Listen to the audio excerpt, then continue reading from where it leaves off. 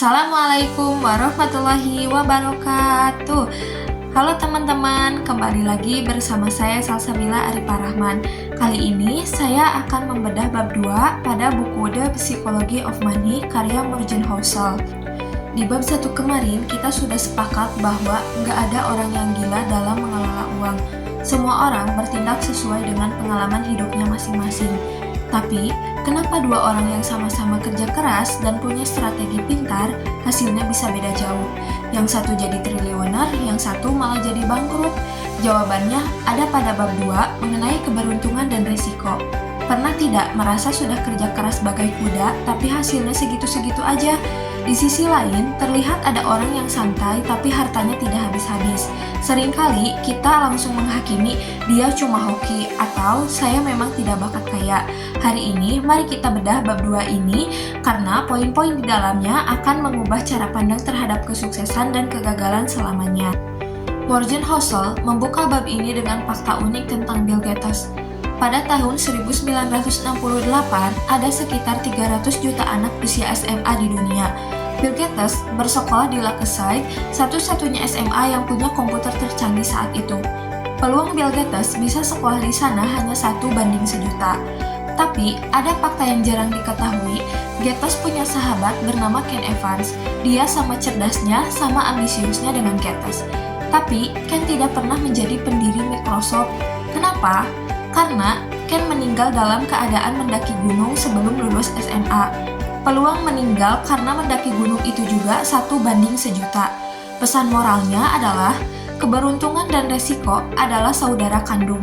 Gates mendapat keberuntungan 1:1.000.000, sementara Ken mendapatkan resiko 1:1.000.000. Keduanya adalah kekuatan di luar kendali kita yang efeknya sama besar dengan kerja keras. Selanjutnya, hati-hati dalam memuji dan meremehkan. Kita sering sekali mempelajari kesuksesan orang-orang ekstrim seperti Rockefeller atau Elon Musk.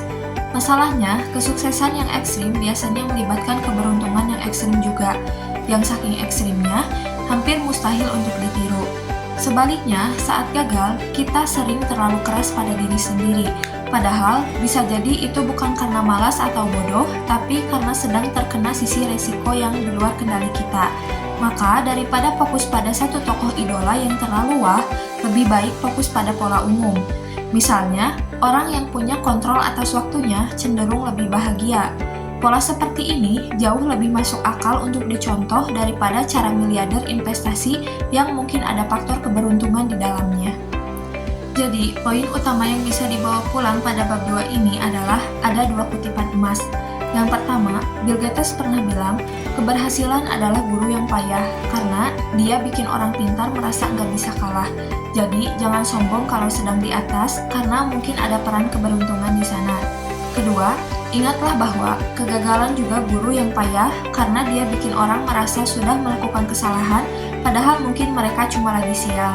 Akhir kata, fokuslah pada hal yang bisa dikendalikan, yaitu sikap terhadap uang dan kesabaran.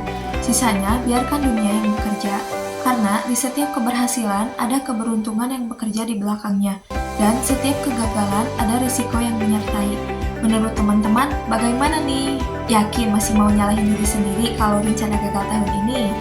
Mungkin sekian yang dapat saya sampaikan. Terima kasih atas perhatiannya dan semoga bermanfaat.